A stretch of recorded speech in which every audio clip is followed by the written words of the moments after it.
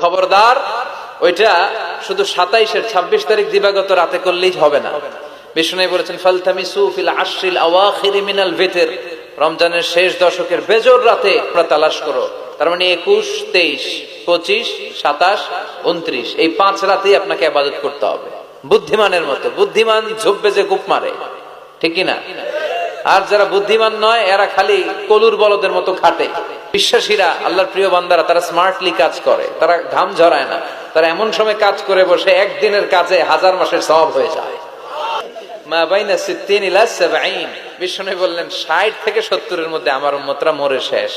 আহা, কি হবে আমার উম্মতের? আগের উম্মতরা তো অনেক হায়াত পেয়েছে। আল্লাহ বললেন নবী কাঁদবেন না, লাইলাতুল কদর খায়রুম মিন আলফি শাহর। ওদেরকে হায়াত দিছি আর আপনার উম্মতরে লাইলাতুল কদর দিয়েছি।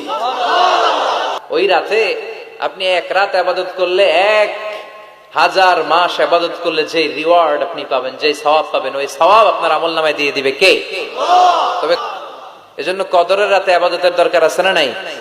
বিশ্বনবী কদর যখন আসতো, এই কদরের রাতে ঘুমাতেন না। ইদা জাআল আশরাল আখির আহিয়াল লাইলা আইকাযা আহলা ওয়া জাদ্দা ওয়া শাদ্দাল মিজহার। বিশ্বনবী কদরের রাতগুলোতে রাতে বেশি ঘুমাতেন না, জেগে থাকতেন, ইবাদত করতেন। ফাতেমা রাদিয়াল্লাহু তাআলা আনহাকে জাগিয়ে দিতেন, স্ত্রীদেরকে জাগাতেন, সন্তানদেরকে জাগাতেন আর বলতেন দাঁড়িয়ে যাও, আল্লাহর সামনে দাঁড়িয়ে দাঁড়িয়ে সিজদায় পড়ে থাকো। তার মানে কদরের রাতে বেশি বেশি ইবাদতের দরকার আছে না নাই?